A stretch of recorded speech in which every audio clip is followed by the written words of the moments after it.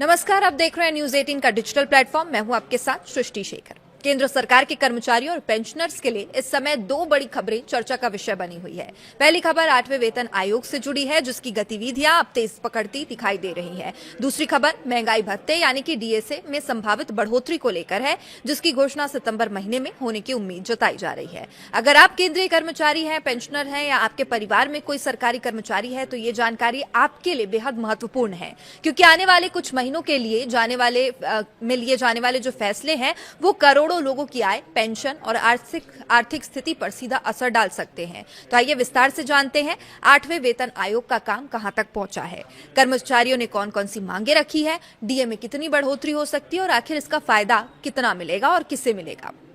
सबसे पहले बात करते हैं 8वें वेतन आयोग की। आयोग के गठन को लगभग 8 महीने पूरे हो चुके हैं। सरकार ने इस आयोग को केंद्रीय कर्मचारियों और पेंशनर्स के वेतन भत्तों और पेंशन व्यवस्था की समीक्षा करने की जिम्मेदारी सौंपी है। आयोग का अपनी अंतिम सिफारिशें सरकार को सौंपने के लिए 10 महीने का समय और मिला हुआ है। हालांकि आयोग ने अभी तक अपनी अंतिम रिपोर्ट तैयार नहीं की है, लेकिन इसके लिए जरूरी प्रक्रियाएं भी जारी है लगातार। और आयोग देश भर के कर्मचारियों, पेंशनर्स और विभिन्न संगठनों से सुझाव और मांगे जुटा रहा था। इसके लिए 15 जून 2026 को अंतिम तारीख निर्धारित की गई थी, जो अब समाप्त हो चुकी है। इसका मतलब है कि अब आयोग के पास विभिन्न कर्मचारी संगठनों, यूनियंस और हितधारकों द्वारा भेजे गए सुझावों का बड़ा डेटाबेस मौजूद है, जिसके आधार पर आगे की सिफारिशें तैयार की जाएंगी। अब सवाल यह है कि कर्मचारियों ने आयोग के सामने कौन कौन सी अपनी प्रमुख मांगे रखी है। तो सबसे बड़ी मांग है न्यूनतम बेसिक सैलरी बढ़ाने की मांग। कर्मचारियों का कहना है कि पिछले कुछ सालों में महंगाई लगातार बढ़ी है, जीवन यापन की लागत भी काफी बढ़ चुकी है, इजाफा हुआ है। ऐसे में मौजूदा वेतन संरचना को संशोधित करने की जरूरत है। इसके अलावा फिटमेंट फैक्टर को लेकर भी बड़ी चर्चा चल रही है। कर्मचारी संगठनों का मानना है कि यदि फिटमेंट फैक्टर को बेहतर बनाया जाता है तो कर्मचारियों की बेसिक सैलरी में उल्लेखनीय वृद्धि हो सकती है, और यही वजह है फिटमेंट फैक्टर इस बार की सबसे महत्वपूर्ण मांगों में शामिल है।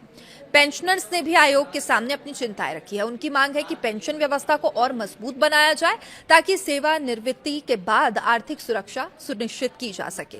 और एक और बड़ा मुद्दा पुरानी पेंशन योजना यानी कि ओपीएस का है।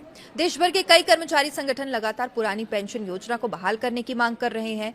कहीं कुछ संगठनों ने राष्ट्रीय पेंशन प्रणाली यानी कि एनपीएस और यूनिफाइड पेंशन स्कीम यानी यूपीएस की समीक्षा करने की मांग भी आयोग के सामने रखी है। इसके अलावा मकान किराया भत्ता यानी एचआरए, जोखिम भत्ता, बोनस, चिकित्सा सुविधाएं और अवकाश संबंधी लाभों को बेहतर बनाने की मांग भी जोर शोर से इस बार उठाई गई है। अब बात करते हैं महंगाई भत्ते की यानी डीए की। केंद्र सरकार साल में 2 बार महंगाई भत्ते और महंगाई राहत में संशोधन करती है। पहली बढ़ोतरी जनवरी से लागू होती है, जबकि दूसरी जुलाई से लागू मानी जाती है। अब जनवरी 2026 में सरकार ने महंगाई भत्ते में 2% की बढ़ोतरी की थी। इसके बाद कर्मचारियों का डीए बढ़कर 60% पहुंच गया था। अब ये बढ़ोतरी लाखों कर्मचारियों और पेंशनर्स के लिए राहत लेकर आई थी। अब कर्मचारियों को जुलाई 2026 से लागू होने वाली अगली बढ़ोतरी का इंतजार है। हालांकि जुलाई से लागू होने वाली डीए का औपचारिक ऐलान आमतौर पर सितंबर या अक्टूबर में किया जाता है। इसका कारण यह है कि सरकार महंगाई भत्ते की गणना के लिए अखिल भारतीय उपभोक्ता मूल्य सूचकांक यानी कि AICPI-IW के आंकड़ों का उपयोग करती है। डीए तय करने के से पहले सरकार को कुछ महीनों में महंगाई आंकड़ों का विश्लेषण करना पड़ता है।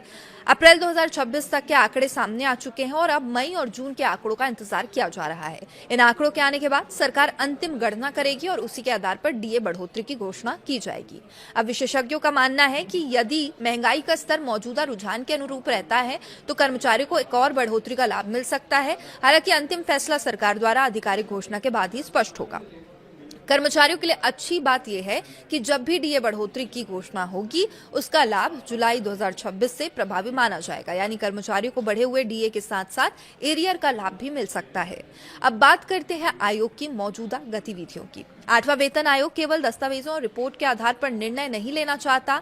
आयोग जमीनी स्तर पर कर्मचारियों की स्थिति को समझने के लिए देश के विभिन्न हिस्सों का दौरा कर रहा है। आयोग की टीम पहले ही दिल्ली, लद्दाख, जम्मू कश्मीर, तेलंगाना, महाराष्ट्र और उत्तराखंड जैसे राज्यों और केंद्र शासित प्रदेशों का दौरा कर चुकी है।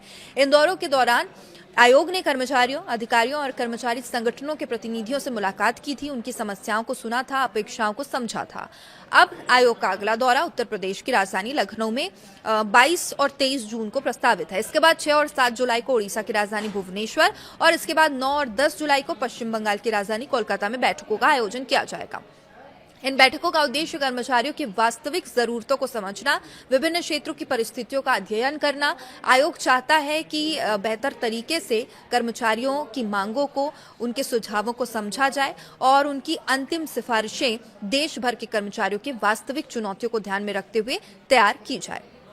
अब सबसे बड़ा सवाल, इसका आखिर फायदा किससे मिलेगा? 8वां वेतन आयोग लगभग 55 लाख केंद्रीय कर्मचारियों और करीब 69 लाख पेंशनर्स के वेतन, पेंशन और भत्तों की समीक्षा कर रहा है। यानी सीधे तौर पर 1 करोड़ 24 लाख से अधिक लोग इसके दायरे में आते हैं। यदि इनके परिवारों को भी शामिल कर लिया जाए तो इसका असर करोड़ों लोगों के जीवन पर पड़ सकता है। वेतन में वृद्धि होने से कर्मचारियों की क्रय शक्ति बढ़ती है, जिससे बाजार में मांग बढ़ सकती है, अर्थव्यवस्था और भी मजबूत हो सकती है। पेंशनर्स के लिए भी ये आयोग बेहद अहम साबित हो सकता है। पेंशन में सुधार और महंगाई राहत में वृद्धि से उनकी आर्थिक स्थिति बेहतर हो सकती है। बढ़ती महंगाई के प्रभाव को कम करने में मदद मिल सकती है।